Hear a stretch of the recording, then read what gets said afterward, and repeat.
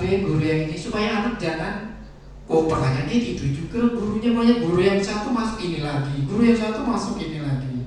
Nah, kita buat aja aturan misalnya bagi, Bapak Ibu kita di minggu pertama ini kita masuk ini, guru A masuk di kelas ini, guru B, atau tadi sepakat kita serahkan ke guru BK aja, karena kami kan guru BK juga masuk ke dalam kelas.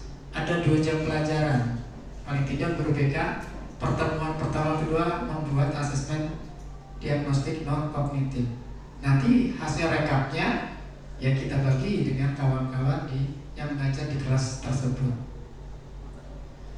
Memang tidak ada larangan setiap guru melakukan asesmen diagnostik non kognitif, boleh. Saya melakukan, guru satu boleh. Cuma khawatir anak guru masuk ini lagi, supaya tadi anaknya biar kita sekali. Tapi kalau yang asesmen diagnostik kognitif itu dilakukan masing-masing mata pelajaran.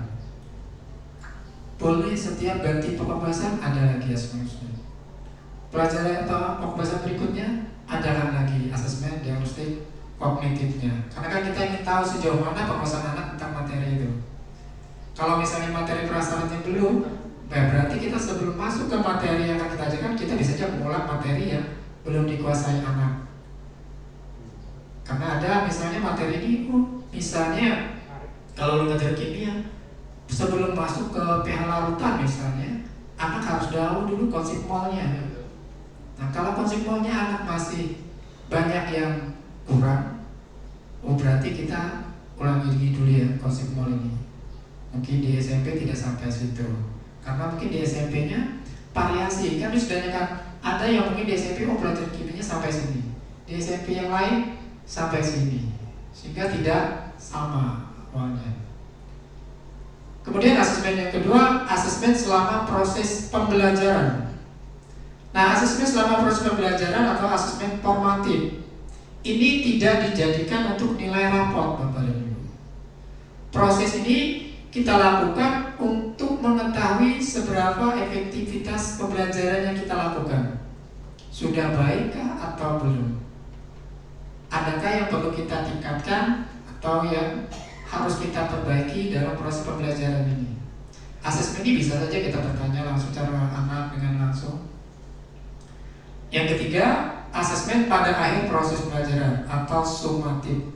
Nah, ini yang tadi tes sumatif ini yang mengukur tujuan pembelajaran anak sudah tercapai atau belum.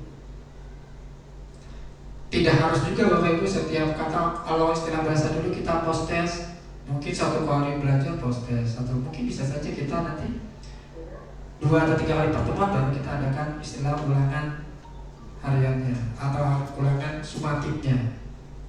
Nah, asesmen sumatif ini ya nanti kita masukkan ke aplikasi raport. Jadi kalau yang formatif tidak dimasukkan ke nilai raportnya. Nah, asesmen sumatif ini tergantung berapa tujuan pembelajaran, tapi bisa saja sekali asesmen itu kita mengukur beberapa TP. Artinya TP1, TP2, TP3 ulangannya sekaligus, tapi kan soal kita batasi. Misalnya, soal nomor 1, nomor 2 TP ini, soal nomor 3, nomor 4 TP-nya ini, soal 5 dan 6 TP-nya ini. Ini boleh kita lakukan untuk beberapa TP, kita lakukan sekali asesmen. Nah, bentuk asesmen yang bisa dilakukan untuk yang sikap PD3, profil pelajar Pancasila, dapat berupa observasi, penilaian diri, penilaian teman sebaya. Jadi Vika bisa mengisi angket, bisa juga ini performa, jadi ada presentasi, drama, pameran hasil, atau tes tertulis. Bisa tes objektif, bisa esai, bisa pilihan ganda, isian, jawaban singkat, atau benar salah. Silahkan sesuai dengan tujuan pembelajaran yang ingin kita ukur.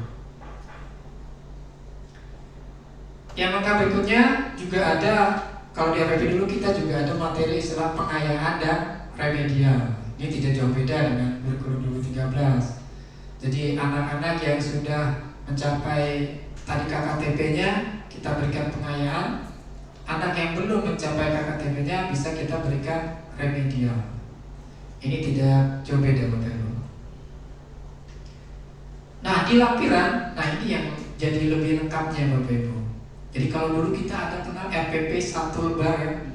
Nah sekarang tidak mungkin lagi RPP itu modul ajar 1 lembar. Bisa satu modul itu antara 10 sampai 15 halaman. Tapi bisa juga dibuat 1 lembar. Kami mencoba kemarin, tapi di situ ditaruh linknya saja. Jadi, oh ini link LKPD linknya ini, like 1. Kalau kita wajibnya, jadi bisa kalau buat 1 lembar, tapi situnya kumpulan linknya saja. Nah lembar kerja ini ditujukan untuk peserta didik. Jadi bukan untuk guru. Jadi lembar kerja yang akan dikerjakan oleh anak juga dijadikan lampiran dalam modul ajar. Kemudian bahan bacaan guru dan peserta didik ini juga dimasukkan di situ dalam lampiran modul ajar. Tadi bisa saja berupa link kita taruh, tapi materinya ada. Glosarium ini merupakan kumpulan istilah kalau ada. Kalau tidak ada tidak apa-apa. Istilah-istilah. Kemudian daftar pustaka sama. Ini adalah sumber referensi yang digunakan atau yang dimaksud adalah semua sumber belajar. Baik buku siswa, buku referensi, atau majalah, koran, situs internet, atau lingkungan sekitar. Jadi misalnya kita mengambil di harian ini, kita tuliskan sumbernya. Misalnya kita mengambil video dari website orang, kita harus tuliskan ini kita ambil dari ini, menghargai orang yang buat. Misalnya fotonya kita ambil dari sini, kita harus mencantumkan sumbernya. Mau misalnya dari buku, ditulis judul bukunya, atau tadi berupa alamat webnya. Ini untuk lampiran komponen modul ajar. Prinsip penyusunan modul ajar ini pendekatan melalui tahap perkembangan ini perhitungan pertama karakteristik, kompetensi dan minat peserta didik di setiap fase. Ada perbedaan tingkat pemahaman, variasi jarak antar tingkat kompetensi yang bisa terjadi di setiap fase. Melihat dari sudut pandang belajar bahwa setiap peserta didik itu adalah unik. Jadi anak itu berbeda-beda, tidak sama. Kemudian kita juga bahwa belajar harus berimbang antara intelektual, sosial, dan personal. Dan semua hal tersebut adalah penting dan saling berhubungan. Tingkat kematangan setiap peserta didik tergantung dari setiap tahap perkembangan yang dilalui oleh seorang peserta didik dan merupakan dampak dari pengalaman sebelumnya. Ada 4 kriteria yang harus dimiliki modul ajar, Bapak Ibu. Pertama tadi esensial. Ini pemahaman konsep dan sistem hafal melalui pemahaman belajar dan lintas disiplin. Kedua, menarik, bermakna dan menantang. Jadi dalam modul ajar ini menumbuhkan minat untuk belajar dan melibatkan peserta didik secara aktif dalam proses belajar. Jadi dalam modul ajar kita menganggap anak kelas pembelajaran itu berpusat pada anak. Kalau istilah orang lain ada yang menyebutnya pembelajaran itu menghamba ke siswa. Jadi kalau saya lebih suka bilang yang pembelajaran berpusat ke anak daripada istilah kata-kata menghamba mungkin terlalu bagaimana gitu ya. Jadi lebih mudah saya menggunakannya kita pembelajaran berpusat ke anak. Kita guru sebagai fasilitator. Anaklah yang aktif mencarinya. Itu yang teruskan. Jadi bukan guru lagi yang sebagai sumber belajarnya. Anak bisa kita arahkan. Ada relevan, kontekstual, dan berkesinambungan. Nah ini berhubungan dengan pengetahuan dan pengalaman yang dimiliki sebelumnya dan sesuai dengan konteks di waktu belajar peserta didik.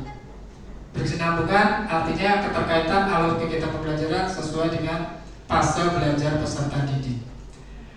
Nah ada fase yang kita harus dilalui 1 tahun, ada yang 2 tahun, bahkan ada yang 3 tahun. Nah ini kalau yang fasenya itu 1 tahun, misalnya dari kelas 10 ya kita tahu sejauh ini kita capai dalam 1 tahun. Tapi kalau yang fase itu dicapai dalam 2 tahun, misalnya untuk yang SMA atau madrasah aliyah itu kelas 11 dan 12. Maka di kelas 11 itu kita yang menentukan. Untuk kelas 11 itu materinya sampai mana? Nanti sambungannya di kelas 12. Jadi kami kalau buat modul aja berarti kita harus berkolaborasi dengan kawan-kawan yang lain yang ngajar kelas 11. Jangan nanti Guru kelas 12 ngajarnya sampai sini, kelas 12 tahunnya sampai sini. Jadi saling sambung menyambung. Apalagi kalau yang SMP, Madrasah Asmawiyah, satu fase saja, fase D dicapai dalam 3 tahun. Nah, ini berarti harus ada pembagian. Tahap 1, tahap kelas 7, kelas 8, kelas 9. Ini kita sepakati di satuan pendidikan. Guru yang di mata pelajaran yang sama. Sehingga tahu ketika saya ngajar di kelas 7, materinya dari sini sampai sini. Ini pemerintah tidak atau kementerian tidak menetapkan. Yang menetapkan adalah sekolah. Kawan-kawan kita, rekan kerja kita. Jadi mungkin ada MGMP mapel pelajaran di sekolah kita masing-masing untuk membuat pembatasan capaian pembelajaran yang dicapai pada tahun itu. Jadi kalau yang 1 tahun ya enak, ya pasti itu sudah. Kita tinggal membagi semester 1 atau semester 2. Tapi kalau yang 2 tahun, tadi yang 3 tahun harus ditentukan dulu. Tahun pertama sampai mana, tahun kedua dan tahun ketiga. Memang Bapak Ibu materinya lebih sedikit dibandingkan kurikulum 2013. Sebagai contoh, lu kalau melihat karena mengajar kimia, lu melihat capaian pelajaran yang di kimia itu kalau di 2013 1 tahun itu mungkin pokok bahasannya antara 6 sampai 7 pembahasan. Sekarang kita yang di kurikulum Merdeka itu 1 tahun hanya ada 3. Itu 1 tahun. Jadi bisa saja saya membahas konsep mol khusus 1 semester ini. Bisa kita ulang tapi lebih dalam. Dan yang kedua, materi itu tuntas di fase itu, tidak lagi menyambung. Nanti ada di kelas 11 sambungannya. Kalau dulu ada begitu. Misalnya kami mengajar hidrokarbon, misalnya untuk alkana, alkena ada di kelas 10. Nanti alkohol dan seterusnya ada di kelas 11. Nanti turunan bensin ada di kelas 12. Sekarang pembahasan itu dituntaskan di kelas 10. Jadi membahas mulai hidrokarbon dari alkana, alkena, alkohol dan seterusnya sampai turunan bensin tuntaslah di kelas 10. Tidak lagi nyambung di kelas 11. Begitu juga larutan. Sekarang larutan ditaruh di kelas 11 semuanya. Kalau dulu larutan setengahnya dari kelas 10. Nanti pH asam basa di kelas 11. Nanti larutan penyangga di kelas 12. Sekarang dirututkan di kelas 11 semuanya. Mulai larutan dasar, larutan asam basa, larutan penyangga, hidrolisis, bubur dan seterusnya tuntas di kelas 11. Ada di fase kedua tadi, fase M. Kita tinggal tentukan itu apakah itu kita ramu di kelas 12 nanti, yang lain kita kumpulkan di kelas 11. Ini tadi sudah penyusunannya.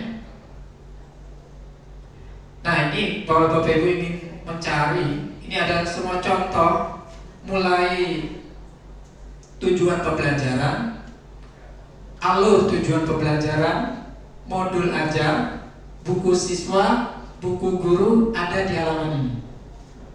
Bapak Ibu bisa mengunduhnya. Dimulai dari SD, SMP, SMA sampai SMK ada. Ini lengkap ada di sini Bapak Ibu. Mulai capaian pembelajaran ada di sini. Bapak Ibu silakan mengunduh di sini. Nah ini alamatnya. http://s.id/kurikulum Bapak Ibu bisa mengunduh di situ. Ada kurang lebih 290 modul ajar. Mana yang menurut Bapak dan Ibu cocok dipakai di sekolah, silahkan dipakai. Atau kita sistem ATM, amati, tiru, modifikasi. Minimal Bapak dan Ibu ganti nama kepala sekolah, nama sekolahnya. Jangan sampai nanti nama sekolahnya kasih nama kepala sekolahnya kasih nama kepala sekolah orang lain. Bapak Ibu juga diganti. Minimal itu sekali. Kalau kita tidak melakukannya. Tapi setidaknya kalau bisa dilakukan, silahkan dipakai. Karena bisa saja mungkin baik di sekolah orang belum tentu cocok di sekolah kita. Kita yang lebih tahu. Mungkin ini bisa dilaksanakan di tempat kita, mungkin sarananya belum ada. Kita bisa ganti, mungkin bisa saja sarananya kita modifikasi. Misalnya tidak ada praktikum, ada alat dan bahannya ada, alatnya ada. Nah mungkin misalnya kayak PPTT, untuk titrasi, mungkin ada untuk titrasi kimia itu ada namanya buret. Kalau kita tidak punya, sekolah bisa saja modifikasinya menggunakan bekas botol impus. Nah boleh titrasi. Bisa, kalau di sekolah kita misalnya tidak ada titrasi untuk menitrasi larutan, kita modifikasi asalnya bahan ada, kita bisa mencari botol impus bekas, kita dari mana supaya bisa melakukan. Nanti dimodifikasi, kalau dia punya orang ada alatnya ya dia tulis ada, kalau kita nggak ada ya kita buat aja botol impus kalau memang bisa. Atau misalnya tidak ada gelas kimia, tidak cukup, kita bisa saja menggunakan bekas botol aqua atau gelas aqua yang kita modifikasi supaya bisa melakukan pencampuran. Ini tadi alatnya ada di sini. Ini semuanya ada di sini Bapak Ibu. Mulai kebijakan, videonya ada di sini semua. ATTV. Ini tidak perlu pakai akun belajar. Langsung di website ini Bapak Ibu bisa mengunduh. Mulai SD, SMP, SMA, SMK ada. Mulai modul ajar sampai pembelajaran, bahkan ada mulai materinya, videonya juga bisa diunduh di sini. Ini sudah disediakan kementerian. Kalau Bapak Ibu mau mengunduh, insya Allah sehari selesai mengunduhnya. Biasanya belum. Tadi kan modul ajarnya saja ada sekitar 290-an. Mungkin sehari-hari mungkin ada tambahan lagi. Dulu saya membuka beberapa bulan yang lalu itu ada kurang lebih 290 modul ajar. Tinggal diperiksa, mana mata pelajaran kita, mana kelasnya. Ini bisa memang kalau di sini tidak ada tingkatannya. Kalau di platform Merdeka Belajar itu ada langsung ada fase C misalnya, ada fase D, fase E, ada maksudnya tinggal klik. Misalnya kita perlu fase E, kita klik fase E, maka yang keluar hanya kumpulan dia fase E. Ada filternya.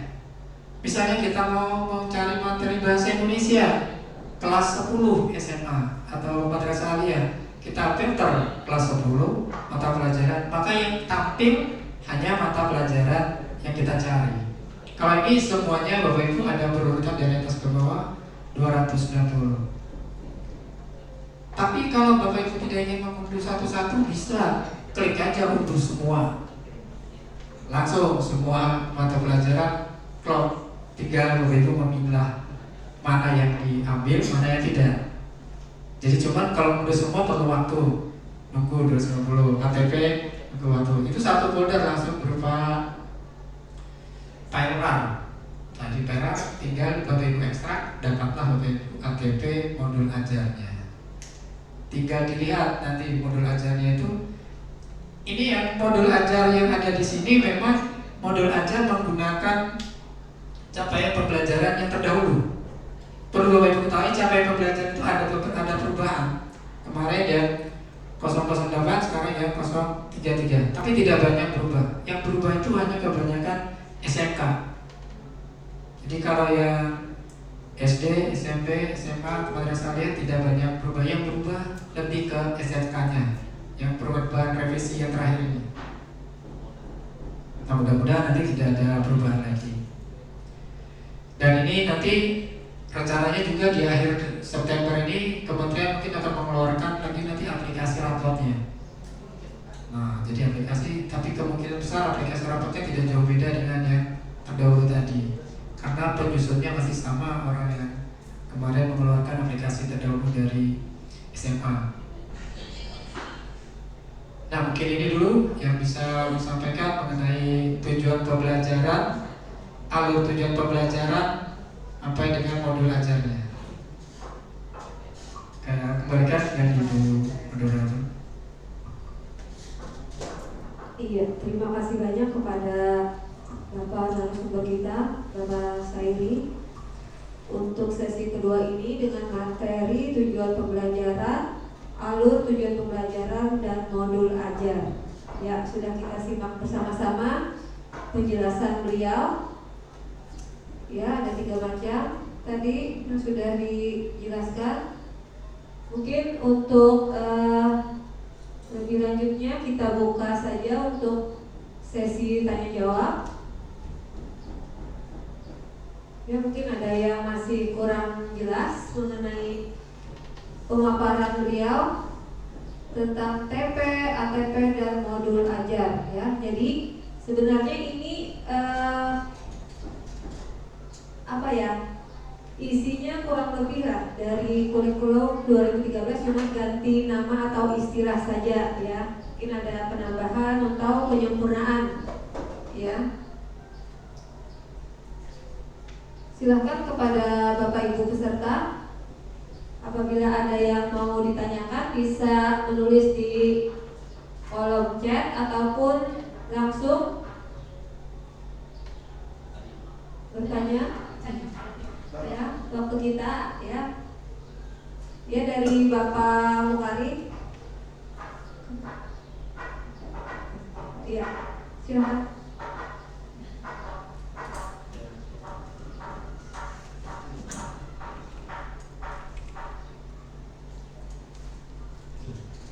Assalamualaikum warahmatullahi wabarakatuh. Terima kasih kesempatan yang telah diberikan. Mohon kepastian atau penjelasan pemahaman kami terhadap tes sumatif. Jadi tes sumatif itu bisa diberikan ke siswa, tidak selalu harus pertemuan. Artinya begini, satu contoh misalnya di dalam satu semester itu ada pembahasannya ada 4 bab misalnya. Bisakah sumatif ini disajikan per bab? Walaupun di dalam RPP, kalau dulu namanya RPP, itu selalu disajikan tes sumatif, disajikan ke siswa pada akhir bab. Nah, sehingga karena satu semester 4 bab, maka sumatif dilakukan selama 4 kali tes sumatif. Apakah itu bisa dilakukan? Dan kemudian tadi dikatakan kita bisa tidak perlu ada ujian akhir semester. Nah, itu bagi kurikulum merdeka. Dan apakah ketika kita masih melaksanakan kurikulum 13 ini juga bisa dilaksanakan semacam itu? Artinya tidak bisa tidak melaksanakan ujian akhir semester, atau yang K13 ini masih tetap menggunakan akhir semester. Itu yang kedua. Kemudian yang pertama, yang kedua, bahwa tadi dikatakan materi pada kurikulum merdeka ini lebih sederhana dibanding dengan kurikulum K13. Ini artinya bahwa buku-buku pembelajaran berarti berganti Pak dari buku kurikulum 13. Nah, kemudian apakah ada kalau kita mencari di alamat yang ini yang kurikulum sudah buku yang bisa kita download untuk kurikulum merdeka? Mungkin ini saja dulu. Terima kasih. Assalamualaikum warahmatullahi wabarakatuh.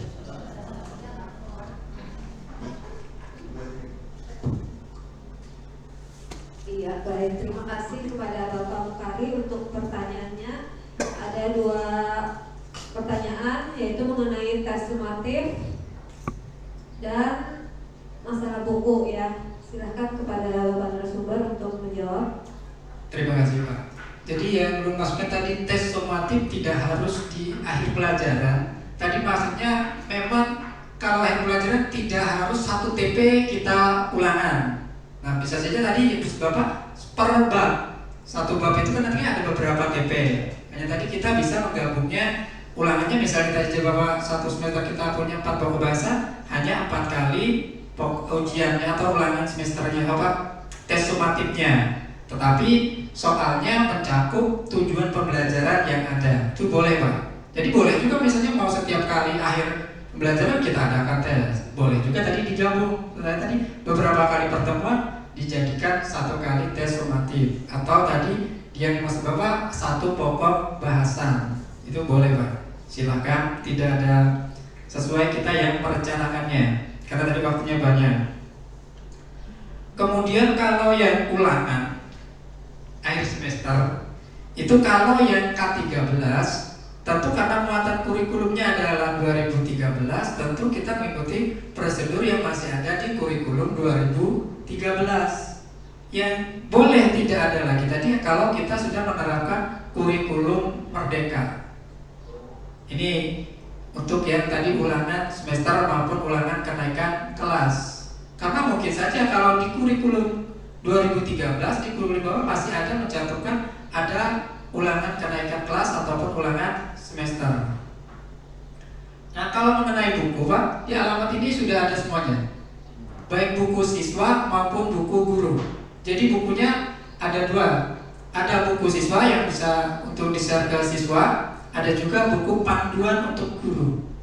Nah, di sini juga sebenarnya dari buku panduan guru itu Bapak Ibu bisa juga membuatnya jadi modul ajar. Di situ sudah ada langkah-langkah pembelajaran. Tapi kita tidak mutlak harus mengikuti langkah yang ada di buku panduan guru tadi. Bisa saja, misalnya itu tidak bisa kita lakukan, ya kita ganti dengan yang lain, sesuai karakteristik di tempat Bapak dan Ibu masing-masing. Jadi di sini tidak ada buku siswa, baik dari ini yang ada baru buku kelas 10. Buku kelas 11 belum di-upload. Kelas 7? Kelas 7 ada juga, Pak. Jadi ada bukunya ini dari SD itu kan kelas 1 sampai kelas 1 dan 4, kelas SMP kelas 7, SMA baru kelas 10. Ini kita sekolah diperbolehkan kalau ingin cetak sendiri, misalnya tidak membeli. Sekarang bukunya memang ganti semua, Pak. Jadi kami sendiri buku K13 sekarang dimuseumkan. Di kemarin sudah dibungkusi, setelah dikembalikan anak tahun kemarin sudah masuk kardus lagi. Kita ganti, tahun ini mendrop lagi, tahun kemarin kita drop lagi untuk pembelian buku. Jadi nanti tahun depan kami harus beli lagi untuk kelas 12. Jadi kami sudah membeli buku kelas 10 dan kelas 11. Jadi ini kemarin diperbolehkan, tapi di Siplah sudah disediakan. Di sekolah mau membeli di Siplah boleh, mau mencetak sendiri juga boleh. Tapi kalau misalnya mencetak sendiri, ya dilihat dulu kalau harga di Siplah lebih murah, kenapa kita harus mencetak? Kita kan tinggal menunggu barang pengirimannya. Kalau kemarin kami, Pak, ada beda Bapak untuk pembelian buku itu.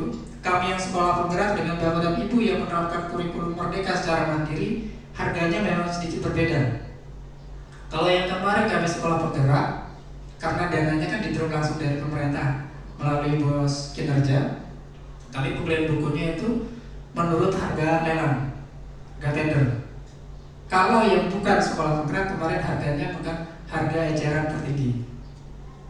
Jadi dibedakan, kemarin tidak sama. Jadi kami lebih duluan. Jadi kalau kami itu belum orang mencetak, kami udah pesan duluan.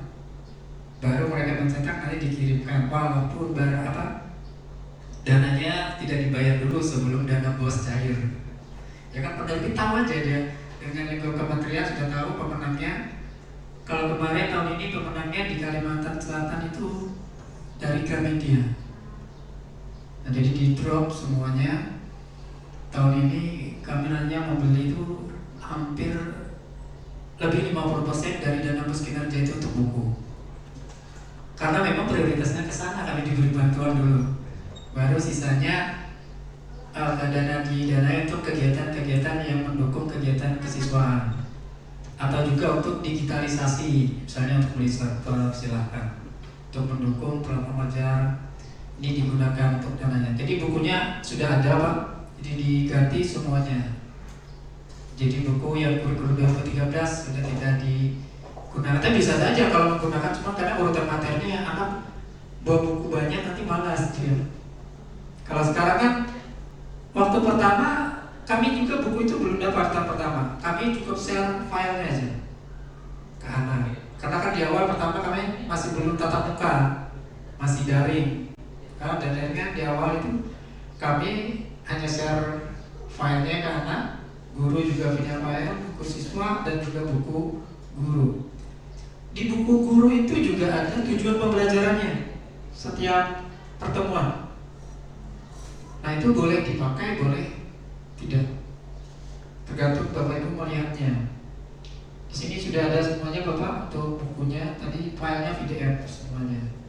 Jadi kita diberi izin dari kementerian kalau ingin mencetak untuk siswa atau jadi mau dijilid sendiri, bawa percetakan, bawa bukunya ini, silahkan. Ini Pak yang bisa disampaikan.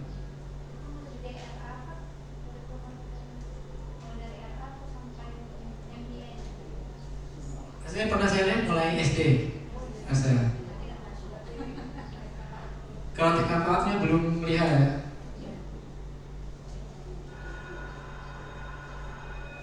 Kalau depan tidak.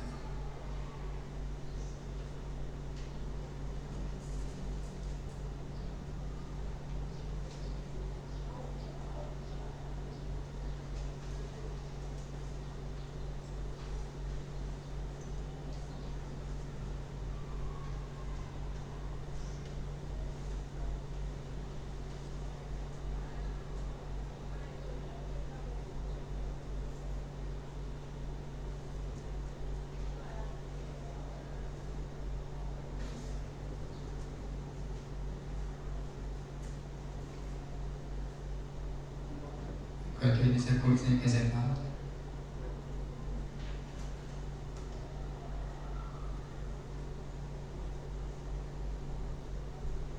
Nah ini tampilan dari buku. Kalau Ibu masuk ke linknya seperti ini.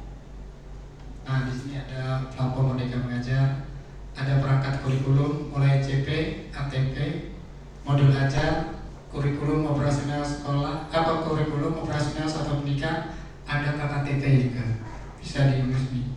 Ini buku paket kurikulum. Misalnya kita buka dan tidak.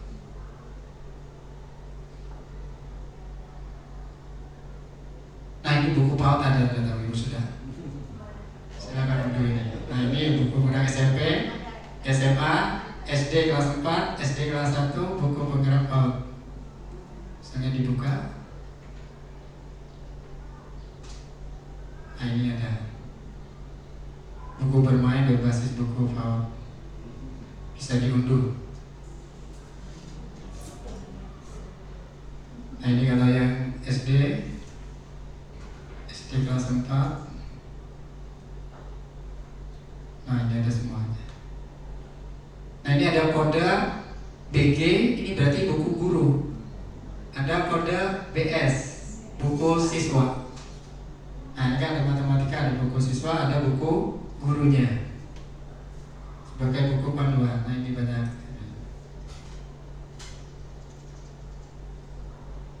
Ini yang SMP.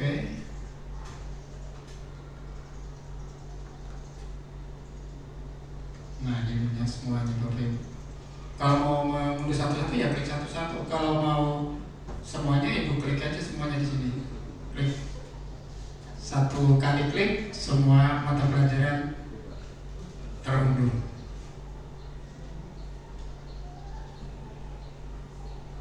Nah ini buku paket. Ini yang udah. Ini ada materi pilihan, ada webinar. Nah ini kalau misalnya ingin melihat webinar yang dilaksanakan oleh kementerian bisa membuka di sini. Ada videonya.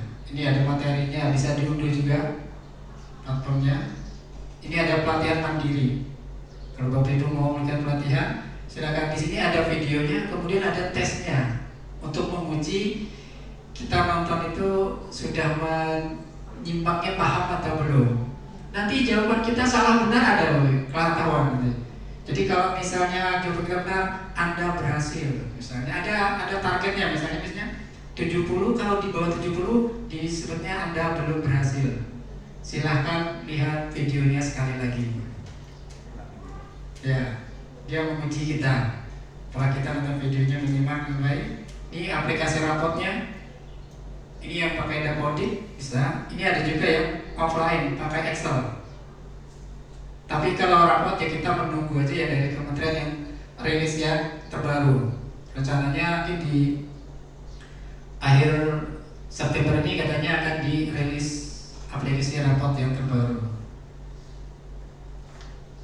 Di bawah ini masih ada lagi.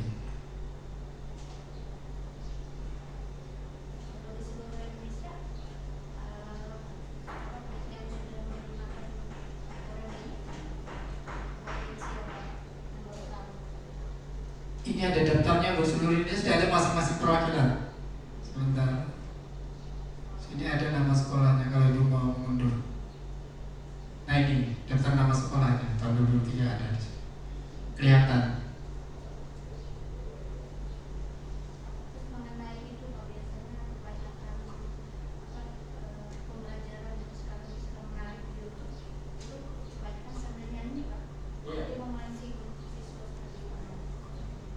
Iya betul Bu. Jadi karena menyanyi itu mungkin lebih mudah diingat juga ya. Karena kalau kita lagu biasanya lebih tahan lama dibandingkan dengan ajarannya.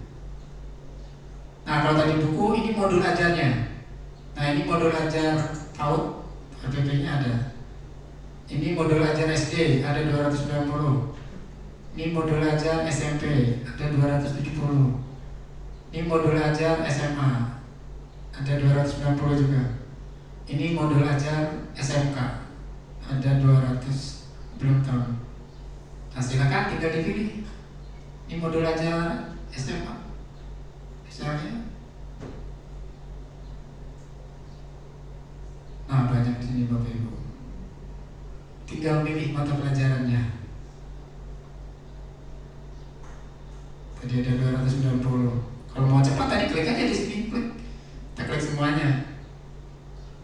Nanti milihnya belakangan ya. Kalau mau milihnya, tapi kalau mengklik semuanya, mengunduhnya agak lebih lambat dibandingkan kita mengklik satu-satu. Tapi klik satu-satu ya lambat juga mengkliknya. Kalau ini semua sekaligus. Nah ini tadi modul ajarnya. Silahkan dilihat.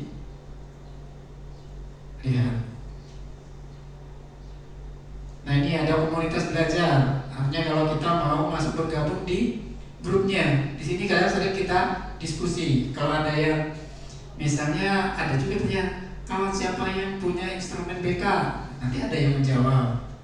Ini komunitas kita seluruh Indonesia. Bapak Ibu boleh bertanya itu, siapapun boleh juga menjawab kan.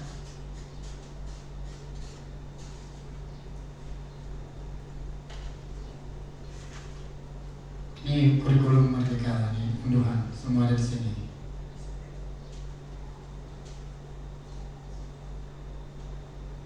Nah, ini dulu Bapak yang bisa saya sampaikan.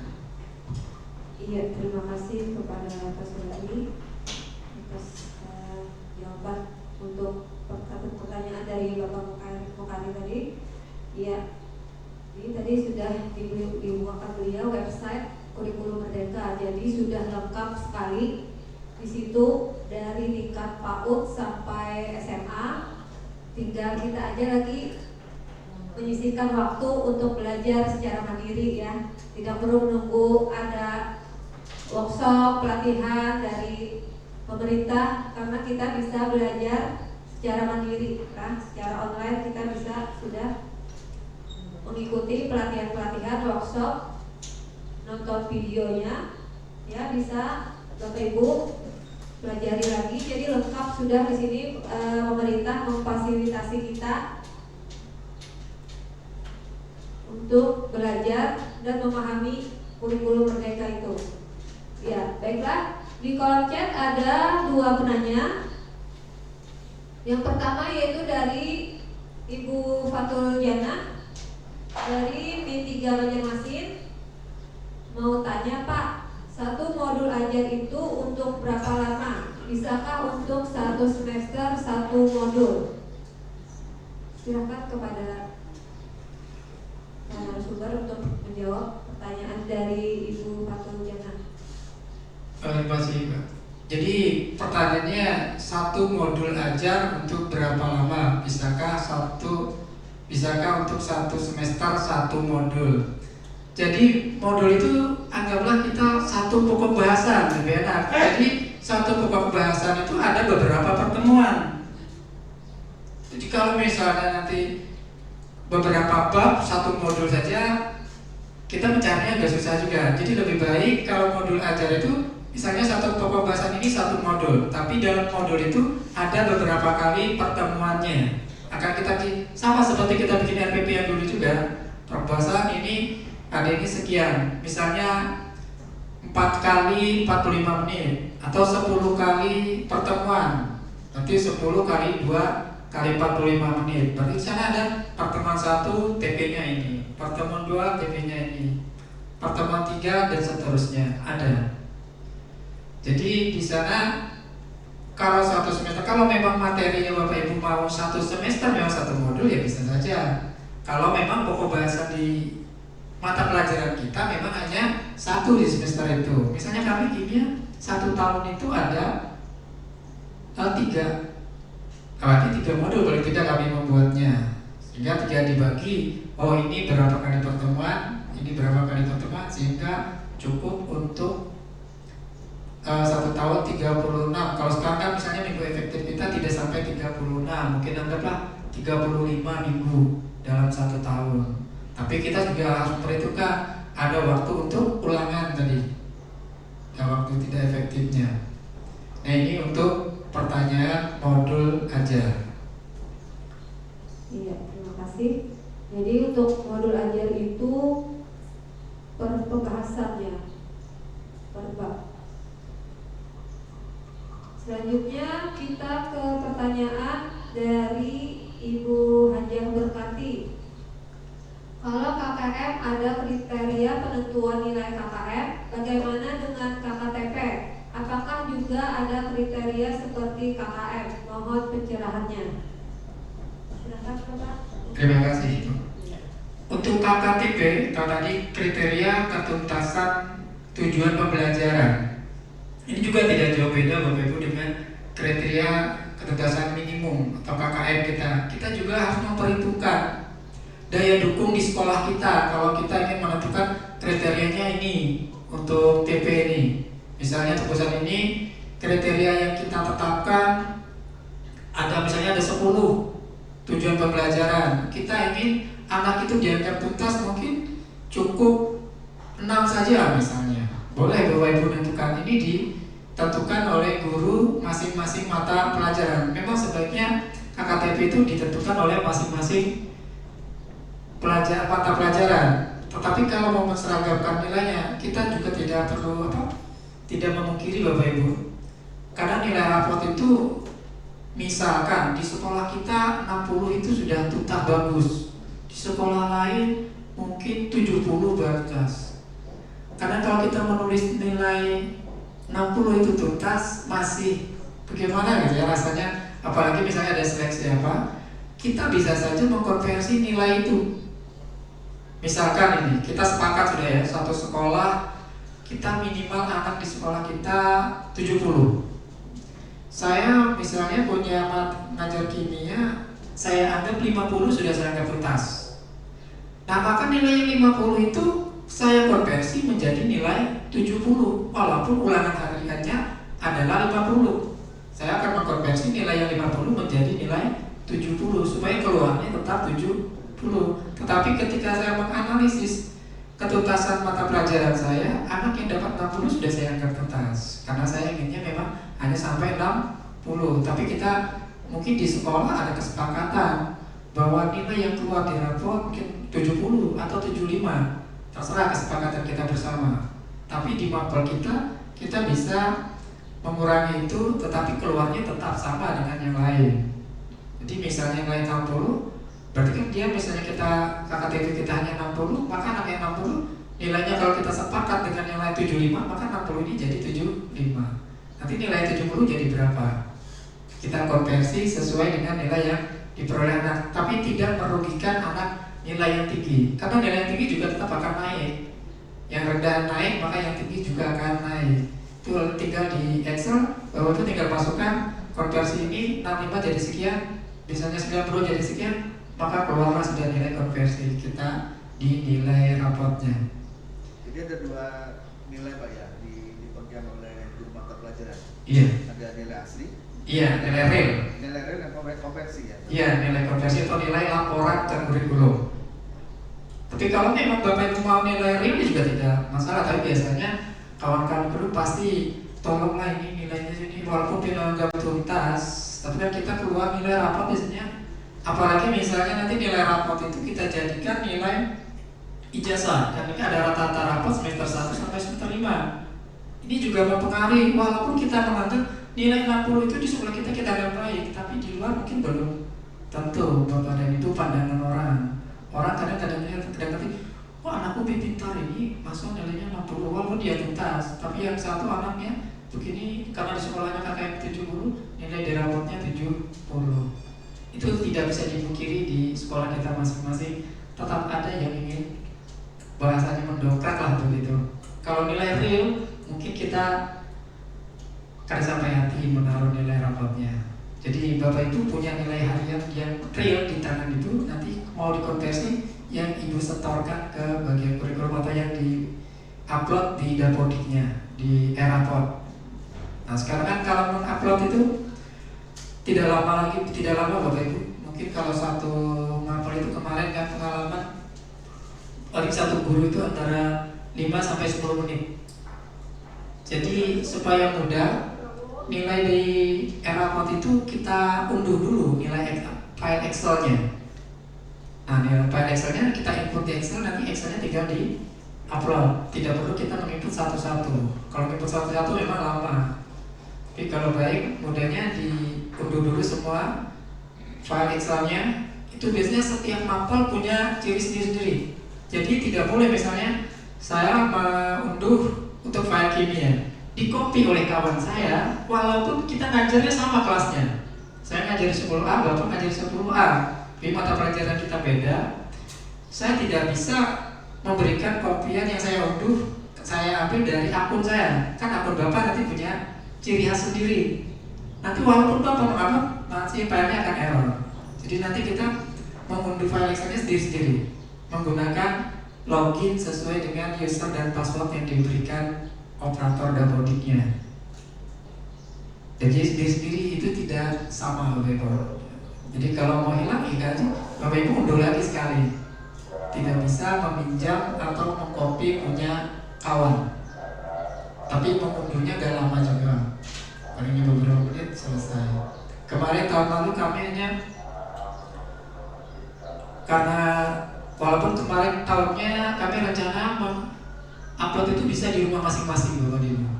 Tapi kemarin karena ada masalah listrik kami waktu itu beberapa kali padam. Nanti hidup lagi. Ternyata akhirnya pengaruhnya server kami down atau mati total satu server. Akhirnya kami tidak bisa mengupload dari rumah.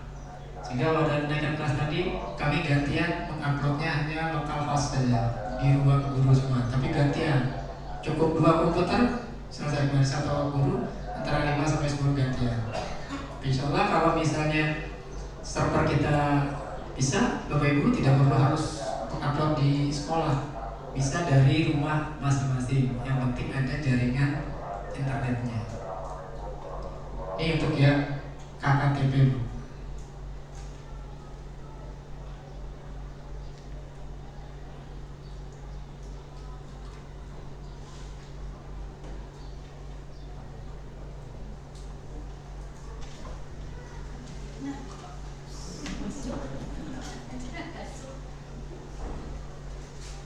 Iya. Ini ada lagi satu penanya, mau masih dari Ibu Fatul Jana. Apakah pada kurikulum Merdeka anak harus naik kelas, Pak? Bagaimana Bapak? Jadi kalau pernyataan bahwa di kurikulum Merdeka itu anak harus naik kelas, memang tidak pernah ada kalimat seperti itu. Tapi yang diharapkan dari kurikulum Merdeka itu kita kan kalau anak belum mencapai kriteria ketuntasan tujuan pembelajaran, anak lagi diulang lagi. Kalau sudah misalnya anak kita anggap, kita kan punya kriteria tadi kenaikan kelas. Jangan kita misalnya anak tidak hadir, mau kita naikkan juga kan tidak mungkin. Tetap kalau memang anak itu menurut kita di sekolah sepakat tidak memenuhi kriteria yang sudah kita sepakati bersama, ya tetap kita boleh anak itu tinggal kelas. Tapi ya kita usahakan dulu sedini mungkin. Artinya jangan sampai terjadi tadi misalnya kalau anak yang misalnya absennya atau terakhirnya tidak hadir sudah banyak, Ini sebelum mencapai melewati batas dipanggil dulu orang tuanya, siswanya, sebelum kita peringatan terakhir bisa diberi batas. Ini sudah menjelang kritis misalnya. Kamu beberapa hari lagi bisa tidak naik kelas, bisa saja diberi alternatif. Walaupun tadi tidak ada larangan Bapak dan Ibu untuk anak tidak naik kelas, kita masih diperbolehkan saja untuk tidak, istilahnya kalau memang kesepakatan kita kriterianya begini di sekolah kita, itu sah saja. Tidak ada yang anak, tapi diusahakan memang kalau anak yang belum mencapai kriteria tadi kita beri dulu. Kalau bahasanya kalau di KKM K13 kan juga dari media gitu. Seyogyanya anak yang belum berhasil di remedial lagi. Tapi kan tentu ada batasannya berapa kali kita harus berikan remedial. Itu kalau memang anak betul-betul sudah mengikuti, tetap aja tidak berhasil. Ini yang masalahnya, ini kadang anak tidak mengikuti, mungkin absennya sering keluar. Nah ini gurunya bisa saja nanti anak itu kita tinggal kelas. Jadi tidak ada keharusan anak harus naik kelas. Silakan, tapi usahakan dulu tadi semampu kita agar anak bisa mencapai tujuan pembelajaran yang sudah kita tetapkan. Paling tidak mencapai batas minimal. Ini untuk yang pertanyaan anak harus naik kelas. Iya. Kadang itu Pak dilema bagi guru Pak, kalau ada seperti itu kan kayak dulu kurikulum 2013 ada seperti itu, tidak boleh tidak menaikkan anak gitu. Padahal nilainya kan ya sudah berusaha mati-matian dulu untuk bisa menaikkan. Itu ya bertolak belakang lah. Jadi kalau untuk kurikulum merdeka ini tidak ada ya Pak ya. Nah, berarti kalau memang benar-benar sudah diusahakan tapi masih belum mencapai, boleh kita tidak menaikkan kelas atau tinggal kelas ya anaknya. Iya. Oke, waktu kita sudah hampir jam 3:30. Apakah ada lagi dari Bapak Ibu yang ingin bertanya?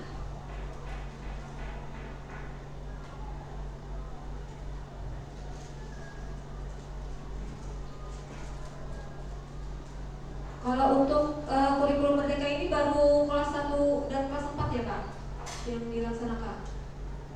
Kalau tahun ini kalau yang sudah baru kelas 2 dan kelas 2 sudah ada ya. Soalnya ada di grup ini yang nanya modul ajar untuk kelas 2. Berarti belum ada ya?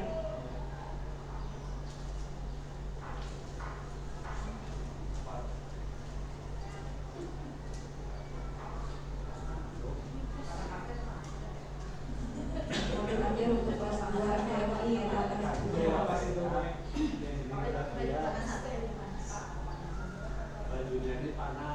Ya silakan kepada peserta, mungkin ada yang mau tanya secara langsung dari tadi, ada aja ini untuk peserta Zoom meeting. Siapa? Pak Basuki mau nanya? Iya, ini ada peserta langsung di tempat.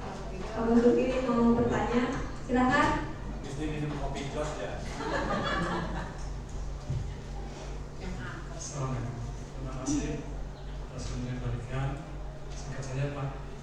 Dari penjelasan Bapak tadi kelihatannya untuk kurikulum merdeka ini setahu kita kurang lebih dengan CBSA dulu Pak.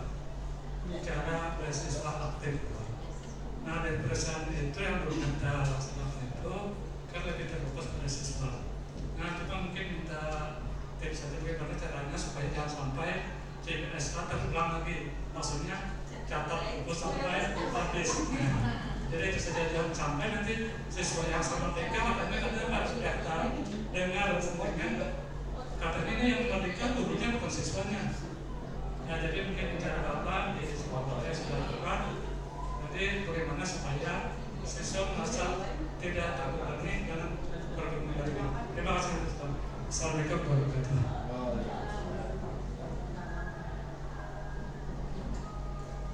Iya, terima kasih kepada Bapak Basuki. Silahkan Pak langsung dijawab. Iya, terima kasih Pak. Jadi memang yang kurikulum Merdeka mungkin kalau dulu kita pernah mengenal CBSA, cara belajar siswa aktif. Kalau diplesetkan jadi catat buku sampai habis. Tapi sekarang anak kan satu anak satu buku. Nah, kita menyediakan. Jadi hanya tidak mungkin lagi anak disuruh mencatat bukunya itu. Kalau dulu mungkin terus kan. Nah jadi ketika buku anak ini sudah ada, kita kan lebih banyak nanti mau di forum diskusi, kita juga boleh membawa anak itu belajar tidak hanya di dalam kelas. Nah kita boleh membawa anak itu belajar di luar kelas, mau di halaman kan, atau sambil duduk di pelataran, atau duduk di bawah mana. Kalau kami kemarin juga ada beberapa kali Bapak Ibu untuk pembelajaran bisa juga kami ajak anak nonton film, silakan. Jadi kita putarkan film, tapi film itu ada hubungannya dengan pelajaran kita. Atau sesekali juga anak itu juga bisa kita buat refreshing, ngajak nonton film tadi, sah-sah saja begitu, daripada anak jenuh. Tapi filmnya ya tadi yang ada muatan pendidikannya.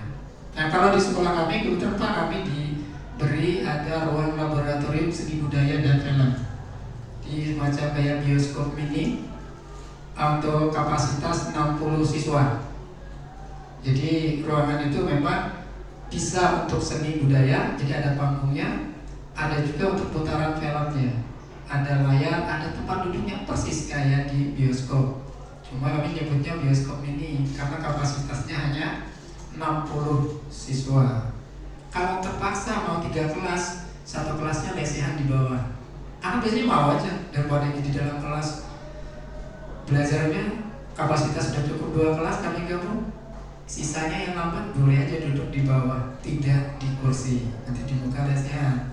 Kalau Bapak Ibu misalnya tidak punya ruang, bisa saja Bapak Ibu bawa LCD ke kelas Bapak dan Ibu, putarkan di dalam kelas. Itu ada beberapa film-film yang ada hubungannya, misalnya karena kemarin kami juga diberi film itu dari kementerian Bapak Ibu, ada yang hubungannya dengan kepramukaan, ada sifat tanggung jawab. Nah dari sana dari film kita bisa bertanya misalnya PPKM, oh ini materi ini, anak akan mengupas tentang isi film itu.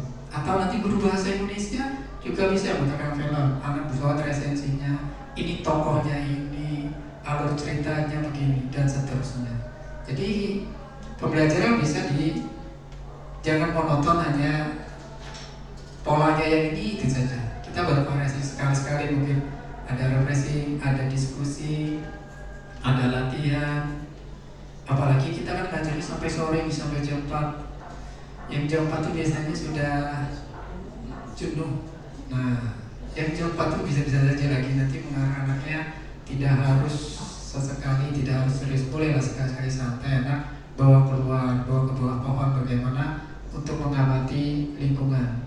Ini memang harapannya jangan terulang. Kalau dulu ada istilahnya CBSA, cara belajar siswa aktif. Yang ini juga sama, yaitu pembelajaran yang berpusat kepada siswa atau yang berpusat pada anak. Ini Pak yang bisa disampaikan. Iya. Tadi ada lagi penanya. Azan asar, kita break sebentar.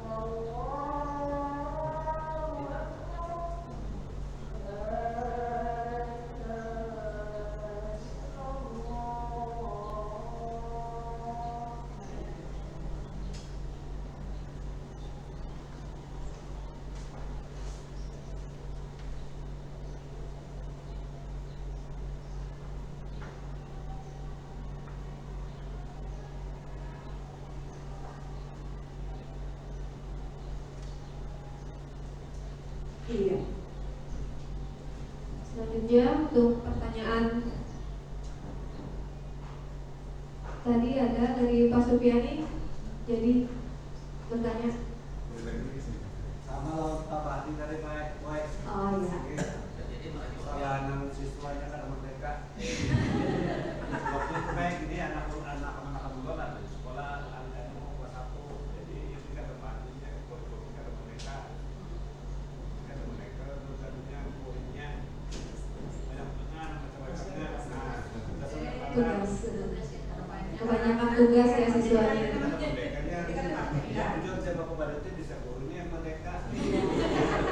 Apakah di kurikulum merdeka ini juga seperti itulah? Apakah banyak tugas? Kelas 1 kan kurikulum merdeka, Bu. Iya. Jadi kan mengandung itu mamanya ini aja sekolah itu ini kan ada siswanya yang merdeka selanjutnya. Kelas 1 apa itu?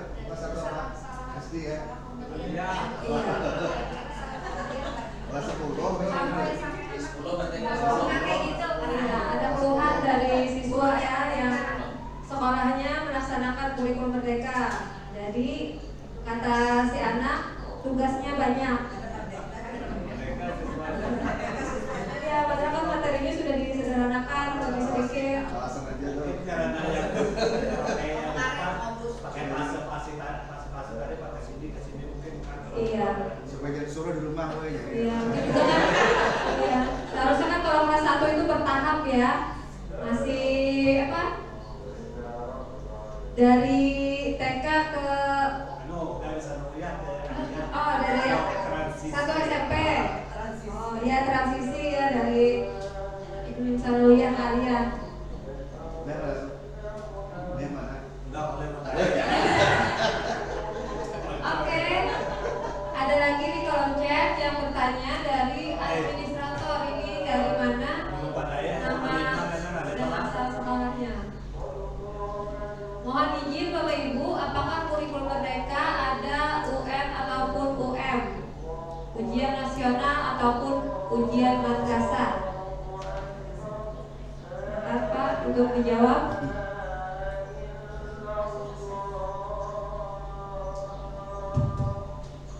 Terima kasih. Jadi untuk yang kurikulum merdeka ini kita sudah tidak ada lagi yang namanya ujian nasional. Yang ada sekarang adalah AN, Asesmen Nasional. Tapi kalau ujian nasional itu dilaksanakan semua siswa. Kalau yang AN nasional ini dilaksanakan hanya sampel. Dan itu diambil bukan kelas 12 kalau kelas akhir ya. Tapi kalau SMA ada di kelas 11. Kalau SMP mungkin di kelas 8. Diambil sampel. Dan itu nilainya bukan untuk nilai perorangan siswa, tapi nilai satuan pendidikan, nilai sekolah. Nah, AMBK itu ada dua, Bapak Ibu. Ada literasi dan numerasi, ada survei lingkungan dan survei karakter. Nah, AN ini juga diikuti oleh siswa, oleh guru dan juga oleh kepala sekolah. Semua mengisi. Jadi tidak hanya siswa. Kalau siswa mengikuti literasi dan numerasi, jadi ada asesmen nasional tentang AKM tadi, literasi numerasi, ada survei karakter. Sementara untuk guru dan kepala sekolah mengisi survei lingkungan belajar. Itulah hasilnya nanti keluar pada rapot pendidikan. Mana yang harus merupakan yang harus kita perbaiki dari masing-masing sekolah. Makanya nanti nilai itu efeknya untuk rekomendasi untuk sekolah. Misalnya di bagian ini sekolah masih kurang, bagian ini nilainya sudah bagus. Itu nilai rapot kita itu Bapak Ibu, ada nilai sekolah kita, ada nilai per kabupaten, ada nilai per provinsi. Jadi sekolah kita bisa melihat nilai kita apakah di bawah rata-rata kabupaten ataukah sudah di atas rata-rata kabupaten, bahkan mungkin di atas rata-rata provinsi. Kita bisa melihat. Walaupun nilai kita misalnya sudah di atas, tidak semua mungkin di komponen itu ada komponen yang harus kita perbaiki. Itu biasanya ada warnanya Coba ada yang warna merah, ada warna hijau, ada warna biru. Nah kalau yang biru itu berarti nilainya sudah baik. Kalau nilainya merah itu harus ada intervensi. Nah itu yang harus kita perbaiki. Dan alhamdulillah sekarang ini ada self akunnya. Nanti kalau sudah di sana sudah dilengkapi Bapak Ibu. Kalau kita masuk ke nilai rapot kita, ada rekomendasi yang keluar untuk perbaikan di sekolah kita. Kalau tahun kemarin mungkin kita dari nilai rapot, hasil dari asesmen nasional itu kita analisis, kita buat jadi perencanaan untuk program kita tahun depannya. Makanya sekarang istilahnya pemerintah kementerian menggalakkan ada perencanaan berbasis data, PBD. Jadi kami merencanakan itu melihat datanya. Nah datanya salah satunya tadi adalah hasil asesmen nasional tadi. Ada di rapot pendidikan. Nah rapot pendidikan itu akan kita analisis. Sekarang kan sudah ada di aplikasinya. Nanti kita bisa melihat ini loh hasil aplikasi. Dan itu hanya bisa dibuka oleh akun kepala sekolah, akun tenaga kependidikan. Kalau akun guru yang belajar ID belum bisa buka. Jadi yang bisa masuk ke situ kepala sekolah sama akunnya tenaga administrasi. Apakah itu operator sekolah bisa masuk. Jadi kalau saya sebagai guru akun belajar ID, lo juga tidak bisa masuk ke akun itu. Nanti yang bisa mengunduh dan mengurusnya itu adalah kepala sekolah dan tenaga kependidikan. Jadi di situ ada khusus ada kode admin. Nah kalau guru kan belajar ID kami. Tapi kalau tenaga kependidikan itu ada embel-embelnya admin. Jadi hanya mereka yang punya akun belajarnya yang ada kode admin itu bisa masuk di melihat rapot pendidikan. Tapi nanti sekolah itu walaupun kita guru tidak bisa masuk, nanti kepala sekolah kan juga mengunduhnya atau operator dapodik mengunduh. Nanti kita diskusikan di forum rapat apa langkah perbaikan kita untuk kita lakukan di tahun yang akan datang. Jadi ujian nasional sudah tidak ada lagi. Bahkan mungkin ujian madrasah juga tidak ada kalau kita menerapkan kurikulum merdeka. Jadi sudah dipastikan tidak ada ujian nasional. Kelulusan ditentukan oleh sekolah. Jadi yang ada pengganti ujian nasional itu adalah asesmen nasional. Dan asesmen ini lagi tidak semua siswa, hanya sampel. Satu sekolah itu kalau SMA ada 45 siswa, 5 orang cadangan yang diambil secara acak. Jadi bukan kita yang menentukan. Seandainya kita yang menentukan, kita bisa pilih siswa yang dibagi ini. Tapi diacak atau random oleh di server, nanti kita hanya menerima ini data nama siswa kita yang mengikuti asesmen nasional. Kalau SMA kemarin kami sudah selesai tahun ini, jadi masih menunggu hasilnya.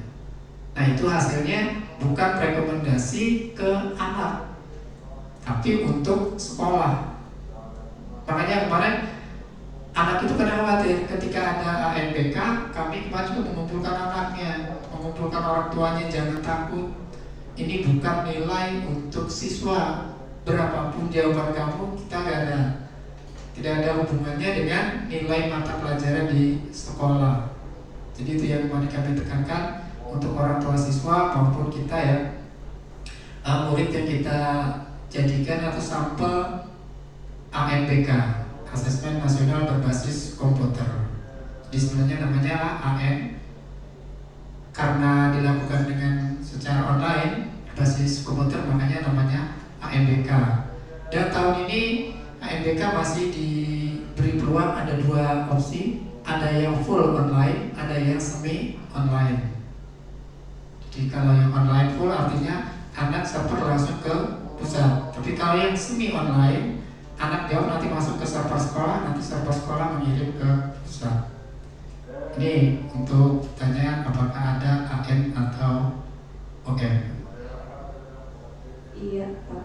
Berarti untuk penentuan kelulusan itu ataupun nanti untuk nilai ijazah itu dari mana Pak? Apakah nilai rata-rata rapot atau apa? Untuk nilai ijazah itu sepenuhnya disepakati oleh sekolah. apakah mau menggunakan rata-rata rapot semester 5, silahkan. Itu di dalam juknisnya ditentukan oleh sekolah. Apakah masih menggunakan nilai portofolio? Silahkan. Tapi kalau kami tahun tadi masih menggunakan ada nilai rata-rata rapot semester 1 sampai semester 5. Kemudian juga ada nilai keaktifan mereka mengikuti kegiatan ekstrakurikuler, supaya anak juga rajin mengikuti ekstrakurikuler, jadi ada bobotnya. Kemudian ada juga anak penghargaan anak ketika memperoleh juara ataupun tidak juara ketika mewakili sekolah mengikuti lomba atau apa. Jadi kalau anak misalnya mengikuti lomba tidak berhasil juara, nilainya sekian skornya. Kalau berhasil juara 1, juara 2, juara 3, ada skornya, ada bobotnya. Jadi kalau nilai ijazah tidak murni hanya nilai rata-rata rapot, tapi ada persentasenya. Rata-rata rapot semester 5 nanti ditambah dengan nilai rata-rata kegiatan ekskulnya tadi. Dan ekskul itu kami dibatasi Bapak Ibu, di sekolah kami maksimal anak boleh mengikuti 3 ekstrakurikuler saja, maksimal. Soalnya nanti khawatir kalau kebanyakan diikuti semua. Kemudian mereka juga menjadi pengurus kelas, ada bobotnya. Jadi mulai kelas 1, misalnya yang jadi pengurus kelas 1 tahun saja sekian, yang jadi pengurus 2 tahun sekian, yang 3 tahun ada bobotnya. Jadi mereka pengurus kelas, ada jadi pengurus OSIS, ada pengurus MPK, ini ada dihargai. Jadi kami melibatkan semua itu untuk menilai ijazah anak. Jadi tidak mutlak hanya rapot semester 5, nanti anak akan terpaku hanya rata-rata rapot saja, sehingga anak tidak ikut anak juga ikut berpartisipasi di nilai ekstrakurikulernya, keaktifannya berorganisasi kelas, di OSIS, di MPK, ataupun juga mengikuti lomba mewakili sekolah, baik yang juara ataupun tidak, ada penghargaan untuk anak. Jadi kalau misalnya dia mewakili, sama seperti ini tadi, anak yang mengikuti MPK akan diberikan sertifikatnya bahwa dia mewakili sekolah mengikuti asesmen nasional. Jadi ada poin tersendiri untuk anak yang mewakili sekolah, supaya anak nanti tidak jerak ketika ditunjuk mewakili sekolah. Ini kami sepakati dengan bagian kesiswa dan disosialisasikan dengan guru. Semua siswa juga tahu ini bobotnya sekian-sekian, agar nanti membantu nilai ijazahnya supaya lebih tinggi. Ya Bu? Iya. Mohon izin Pak, kalau untuk di SMA Bapak, SMA 5 itu berarti karena sudah menerapkan kurikulum merdeka, berarti tidak ada lagi untuk ulangan akhir semester, ulangan kenaikan kelas sama ujian, ya Pak? Gini Bu, untuk yang kelas tahun tadi ya, baru kelas 10 gitu ya, kelas 11 dan kelas 12 tetap ada, karena mereka kelas 11-12 tahun kemarin adalah menggunakan kurikulum 2013, jadi ulangan kenaikan kelas dan punya. Sedangkan yang kurikulum merdeka, kami kemarin juga tetap melaksanakan Bapak Ibu, karena memang kemarin itu sudah diprogramkan di RKAS sekolah.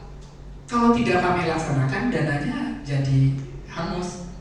Jadi karena sudah dianggarkan dan itu sudah ada di RKAS dan sudah disetujui, ya kita laksanakan, kita keluarkan dana untuk kegiatan ulangan semester dan ulangan kenaikan kelas. Jadi karena kelas 2 dan kelas 3 kan tetap ada ulangan kemarin, jadi kami anggarannya tetap 3 tingkat. Jadi kelas 10 juga tetap kami ikutkan saja untuk ulangan kenaikan kelas maupun ulangan akhir semester 1. Iya, terima kasih kepada Bapak narasumber untuk penjelasannya. Mungkin untuk pertanyaan saya rasa tidak ada lagi. Ada? Oke, satu lagi ya, penanya boleh? Karena waktu kita juga hampir mau habis. Silakan kepada Ibu Nurul untuk pertanyaan terakhir. Assalamualaikum warahmatullahi wabarakatuh. Terima kasih atas kesempatan. Bisa jadi aku ya. Alhamdulillah masih sempat. Pertanyaannya yang pertama, SMA 5 ya Pak ya.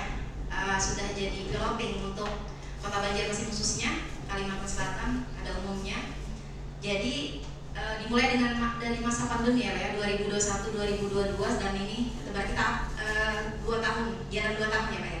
Iya. Bisa jadi ada mungkin kesulitan yang dihadapi selama menjalankan kurikulum Merdeka ini. Jadi apa saja yang mungkin bisa kita ambil ke depan apabila kita nanti juga menjalani kurikulum Merdeka ini. Kemudian tipsnya, cara penyelesaiannya bagaimana? Karena Bapak sudah menjalankan bersama pihak sekolah. Yang kedua, tips untuk madrasah untuk lebih siap dalam menjalankan kurikulum Merdeka. Kira-kira itu saja. Terima kasih. Wassalamualaikum warahmatullahi wabarakatuh. Iya, terima kasih kepada Ibu Nurul untuk pertanyaannya. Ya, langsung saja kepada Bapak Sairi, bagaimana hambatan dan juga tips-tips dari sekolah Bapak SMA 5 yang sudah melaksanakan kurikulum Merdeka. Terima kasih Bu. Jadi memang kami mulai menerapkan kurikulum Merdeka ini mulai tahun ajaran kemarin 2021. Nah ini tahun kedua kami melaksanakan. Kalau di tahun pertama, karena kami yang pertama, gitu Bapak Ibu, kami tidak ada melihat contohnya, mencari contoh yang lain tidak ada karena semua masih baru. Dan perlu Bapak Ibu ketahui, apa yang kami terima pada saat pelatihan itu juga masih belum final, masih berupa draft. Makanya kami pada tahun pertama tidak diperbolehkan men-share ke orang lain, hanya sekolah kami. Kesulitan tentu ada tadi Bapak Ibu. Namun karena kami yang pertama, kami ini dibimbing. Ada pendamping kami setiap bulan. Jadi setiap bulan itu kami, karena kemarin tahun ini ada pandemi ya. Pertama setiap bulan itu kepala sekolah dengan pelatih ahli satu dengan satu ada pertemuan Zoom 3 jam sehari. Kemudian nanti ada pendamping pelatih ahli itu dengan kami yang kami sebut aja komite pembelajaran. Kami yang orang 11 kemarin dilatih, gurunya ada 11 orang mewakili masing-masing mapel. Jadi mulai guru agama, PPKN 1 orang, IPA 1 orang, satu-satu jadi ada 11 orang. Ditambah kepala sekolah, ditambah dengan pengawas pembina. Jadi pengawas pembina juga ikut pelatihan. Sama kami jadi antara 13. Itu setiap bulan Bapak Ibu kami dibimbing, dipantau. Kami selalu melaporkan apa yang kami lakukan, apa kesulitan yang kami hadapi. Kadang juga Bapak Ibu plus minusnya, ketika kami bertanya dengan instansi nasional, kami ini apakah sudah benar ataukah ada yang salah? Lebih banyak jawabannya Bapak Ibu sudah benar, karena Bapak Ibu yang lebih tahu dengan lingkungan di sekolahnya. Padahal kami itu kepinginnya, tuh inilah kalau memang kami salah, kami dikoreksi gitu, bagian mana. Nah dari situlah, karena setiap bulan kami itu dipantau. Kami juga kadang nanti 2 bulan sekali ada tatap muka, dikumpulkan semua sekolah penggerak di Kalimantan Selatan ini. Biasanya ada di hotel ganti-gantian, ada kadang di hotel Barito, ada di hotel Giseng, itu pertemuan. Di situ kita sering bertukar informasi, ini loh yang kami hadapi.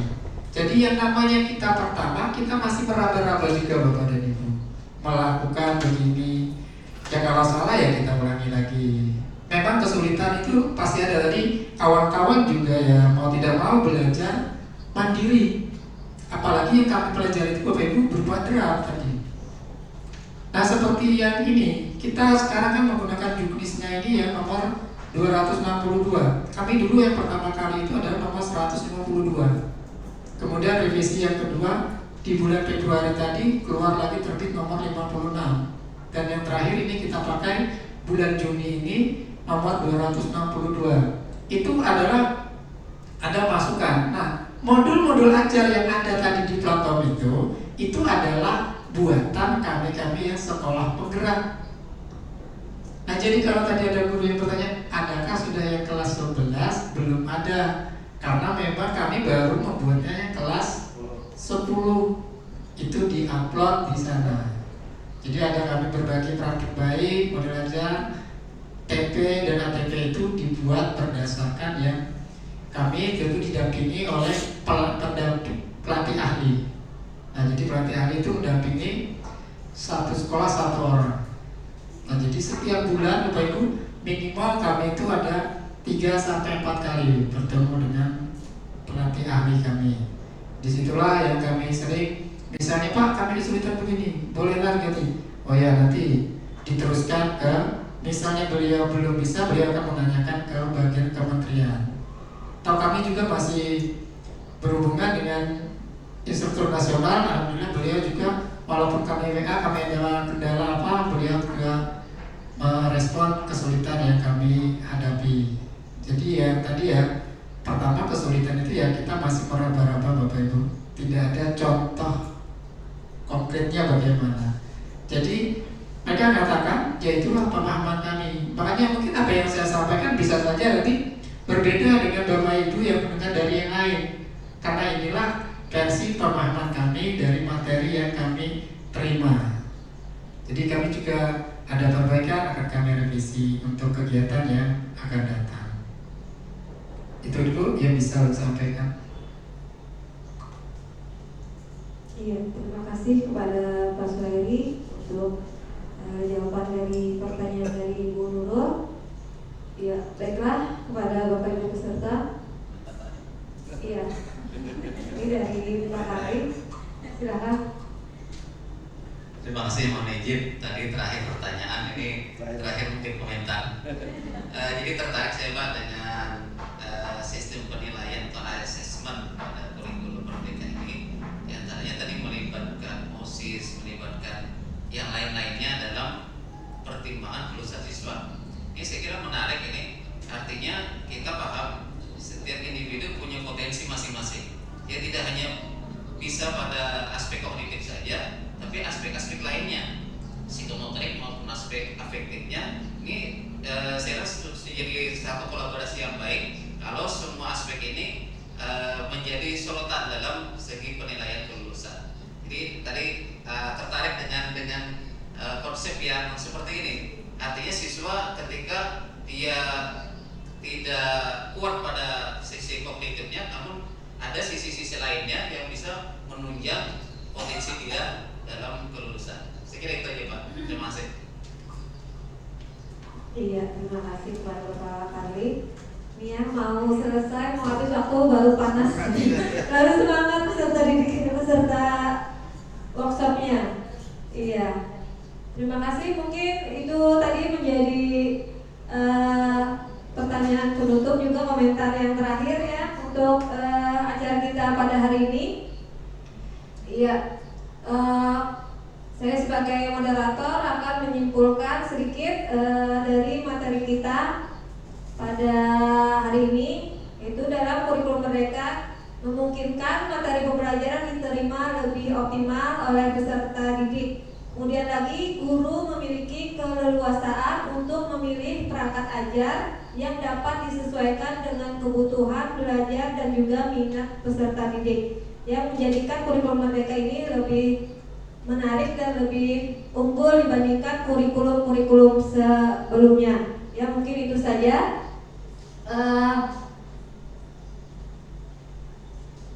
Untuk hari ini, alhamdulillahirabbil alamin. Ya, tiba saatnya kita berada di penghujung acara workshop implementasi kurikulum Merdeka kita pada hari ini. Terima kasih atas perhatian dan juga kerjasama dari hadirin semua, baik panitia maupun peserta dan terutama dari narasumber kita. Apabila dalam penyampaian dan pelaksanaan terdapat salah kata dan kekurangan, saya selaku moderator mewakili panitia meminta maaf yang sebesar-besarnya. Ya, harta semakin hari semakin habis, tetapi ilmu semakin hari semakin bertambah. Wabillahi taufiq wal hidayah. Assalamualaikum warahmatullahi wabarakatuh. Sampai jumpa di pelatihan ataupun acara-acara PGRI cabang khusus Kemenang selanjutnya. Terima kasih. Ya, sebelum kita live, kita foto bersama dulu dengan semua peserta Zoom kita hari ini. Jadi mohon untuk menyalakan kamera.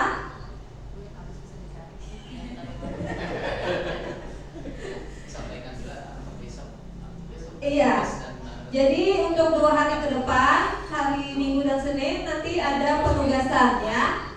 Jadi sebagai salah satu syarat untuk mendapatkan sertifikat 32 JP itu harus menyelesaikan tugas. Ya, jadi nanti akan kami share di grup untuk tugasnya ya, dan kemana untuk mengirimkan tugas tersebut ya.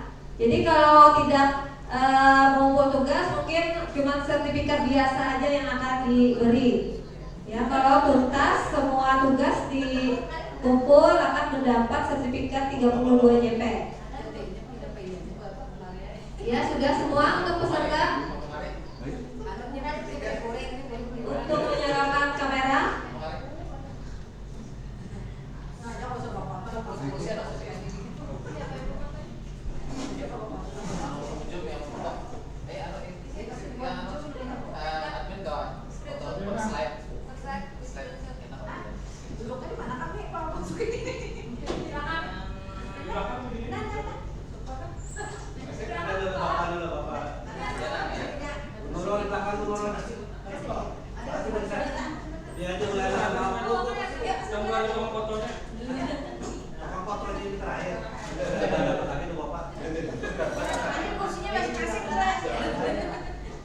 Iya, kepada host kalau nanti di screenshot per slide.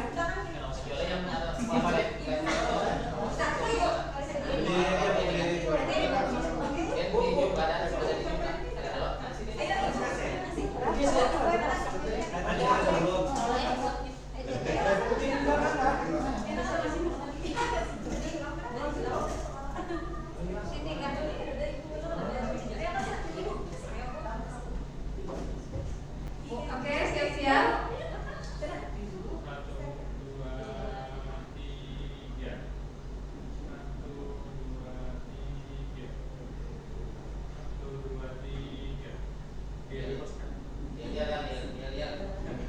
Hidup guru. Hidup PGRI. Solidaritas. Yes. Yang juga berapa? Sudah? Host? Iya. Berapa lagi belum? Jadi peserta sampai sore ini yang di Zoom ada 132. Untuk yang sesi pagi tadi ada kurang lebih 187. Terima kasih kepada Bapak Ibu yang sudah bertahan sampai sore mengikuti workshop kita. Mudah-mudahan nanti ilmunya bermanfaat untuk sekolah masing-masing. Sukses terus untuk guru-guru madrasah di Kota Banjarmasin, khususnya dan Kalimantan Selatan umumnya. Iya.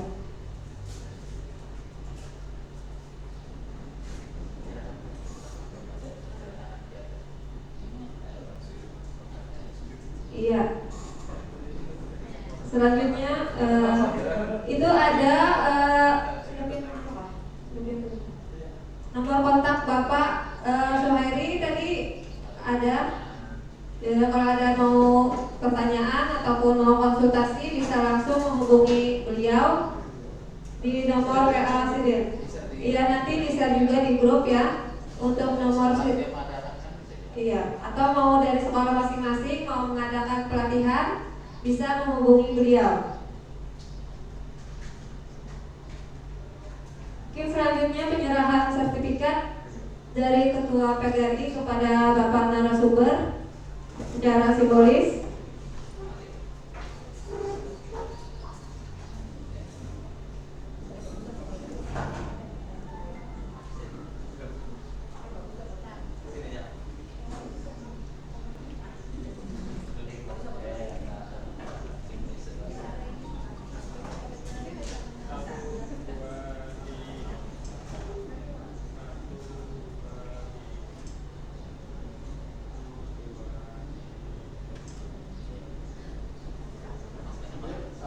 Iya, terima kasih kepada Bapak narasumber, Bapak Suhairi SPD yang telah berkenan untuk menjadi narasumber pada acara workshop bersama PGRI Cabang Khusus Kemenang hari ini.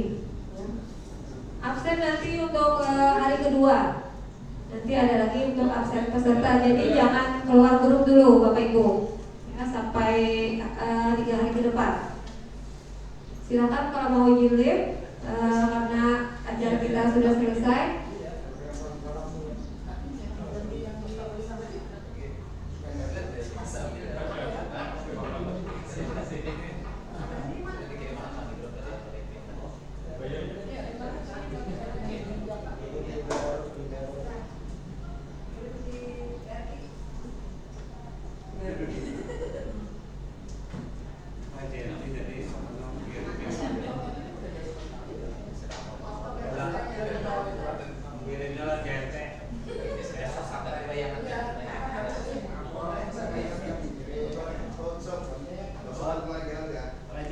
Soal